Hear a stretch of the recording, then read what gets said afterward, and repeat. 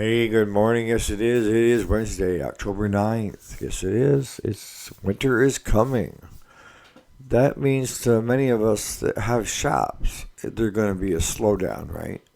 Unless you've trained your customers to bring your stuff in the fall for a fall service so they don't have to get in line in the spring, right? Just keep that in mind. So, what are we talking about today? We're talking about when is it okay to try to fix it yourself if you're a do-it-yourselfer, DIY, and when is it a good idea to take it to somebody like me, or Jason, or Travis, or that are pros. And I'm not saying I'm a pro, but I do a lot of work on stuff on an everyday basis. All right, Claude. So stay tuned.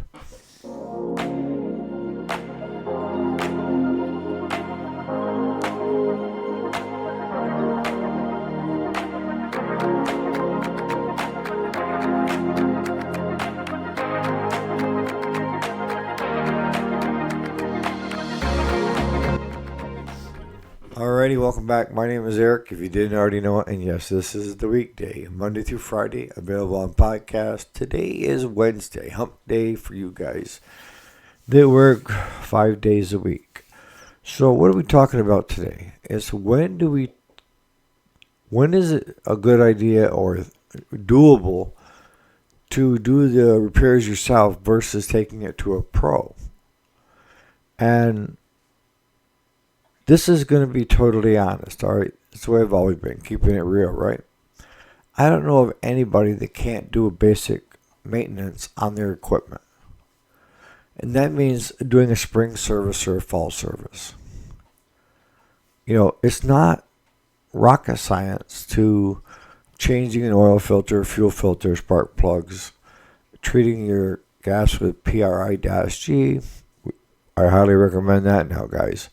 Having an inline fuel shut off in your system so that when you get ready to put it away, shut the fuel off with the inline, let it run until it quits, and then you're set until you're ready to use it in the spring. In that case, I would say if you have the time and you want to do it, there's no reason that you can't do it. And a lot of times, if I have somebody here helping, somebody young that wants to learn stuff, that's where we put them, is doing services. We overlook to make sure they're not skipping anything, right? Because doing a service is more than just changing the oil and the plugs and that. You're also cleaning the deck. You're leveling the deck. You're looking for any belts that are bad. This stuff is common sense to us guys that do it on a regular basis. And do we miss stuff once in a while? Yeah, we all do. Nobody's perfect. But you're going to get a more thorough examination of your machine, right down to checking your hydrostatic fluid levels. It's. I know there's shops out there that are just they don't, but I want to say that the majority of shops out there are good shops and good mechanics and do front to back. So doing a basic maintenance, if you got the time, yeah. Knowing what else to look for might be something you might want to look into. And there's enough videos here on YouTube showing you just that. And I probably should do another one, on what is a basic service from front to back. And instead of just doing it, slowing down and showing you what I'm doing and why I'm doing it. Now, I'm not going to tell you that I am the Grand Poobah on is my way right. Yes, to a certain extent, but Jason may do it totally different. Is his way right? Yes. Travis may have a different way of approach. Is his way right? Yes. As long as the end goal is that lawnmower or snowblower or what have you has had a complete service front to back. Greased, oil changed, everything checked, Any issues found in the deck, any issues found in the transmissions are taken care of, right? What we find a lot of times with the guys that do it yourselfers is they'll start doing it themselves, and then if they run into an issue where, like we had one here yesterday, a good customer and friend said that it was pulling to the right, it was a zero turn. And what ended up happening was one of the hydrostatic transmissions was low on oil, so we had oil. And then we also adjusted the handle because the handle was off. And you do have to adjust that periodically because like you're not got one push way ahead and you got one part way. You have to adjust, right? And there's linkages in there you can adjust. Now, even small repairs, basic repairs like changing a carburetor, cleaning a carburetor, replacing a starter, changing your own blades. I'm leery about telling you about sharpening your own blades because for a lot of guys try to get them razor sharp, and that's defeating the purpose. If you ever get a brand new lawnmower blade, it does not cut you. It is blunt, and they're made that way. And the machine is made to have the mower blades that way. And I've seen with people that are do-it-yourselfers, they'll get an unbalanced deck, meaning the blade isn't balanced, and it starts to give a lot of vibration in the deck, and then that can start taking spindles out, and it can get expensive. So just simply, throwing a new set of blades on, and then taking your old blades down to the repair shop. A lot of shops still sharpen, but so those steps are kind of like, there's enough YouTube videos out there, right, on how to do it. And if you got the time, that's the big thing. I always talk about time is money.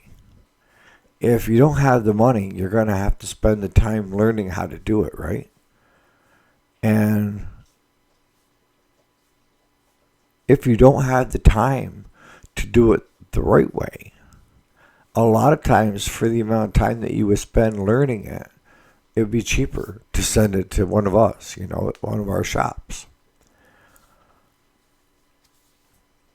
And then, lastly, do you have the right tools for the job? Now, that's another pet peeve I got with a lot of the videos out there is they don't show you what goes wrong. And they don't show you the tools that they're using, specialty tools, or where to get them, because it's like this, we got to hide this from the public. And I'm just the opposite. You're going to hear on my videos sometimes us swearing and are running into issues. And that's common. So if you got the time, basic stuff, you got the tools, you got the YouTube videos to watch, those are times that I would say you could do it yourself. Just do the steps. Now comes, when do you not get into it? And when is it a good time to send it to somebody a little bit more experienced? And that is engine work. If you're doing anything with an engine teardown, let's say you need a set of rings. Now, we used to do on average about one every week and a half, complete engine, where it's piston rings, gasket sets, base gaskets, the whole 9 yards. And rebuilding that engine because it was cost effective, right? Now, with the way stuff is, most of our customers are not willing to spend the money to fix the engine they have when they can buy another one from Harbor Freight for less than what it would cost us to rebuild theirs with OEM or aftermarket parts. So we've seen a big slowdown in rebuilding engines. There's very few out there that want it done. But that would be, I think you get in over your head with it. You have a lot of extra parts when you got done. Electrical, you could chase your tail. And if you don't know what you're doing, you could start frying circuits. Or worse, catching your unit on fire. I've seen where people hit a ground on a hot and just melt and the wires just catch fire. So if you don't know what you're doing there, then I would say you need to have it come to one of us. Safety issues. And this goes with 1 and 2 engine and electrical. Safety issues is the safety stuff that's in place to keep you safe on that lawnmower. I know a lot of guys bypass the seat switch because it's a pain in the ass. It's there for a reason, guys. And heaven forbid you have a heart attack or a stroke and you fall off that seat. I want that engine to stop. I don't want it to run you over. And I don't want it to go down Main Street with nobody on it. It's there for a reason. If you bring it to my shop, we will enable every switch that's on it before it leaves. And that's a liability issue, but it's also I believe in them. I believe they're there for a reason, and they should be maintained. And for what they cost to replace them if you get a bad one, you don't know what, if you're do it yourself or trying to find that bad one. You could spend hours, days, and still come up zilch. So that would be another reason to bring it to us for safety concerns. And then the final that I can think of, like I know I'm missing stuff, guys, so I expect in the comments, things that I've missed.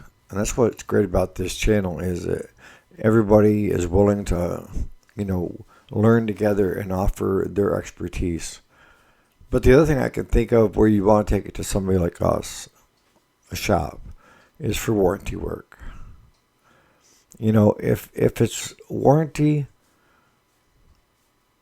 and it's something defective from the factory, you shouldn't have to pay a dime to have it fixed. But here's where we get into issues. And if you've watched any number of my videos when it comes to warranty, is I would say over 90% of the time it's non-warranty, but the customer feels that it's warranty.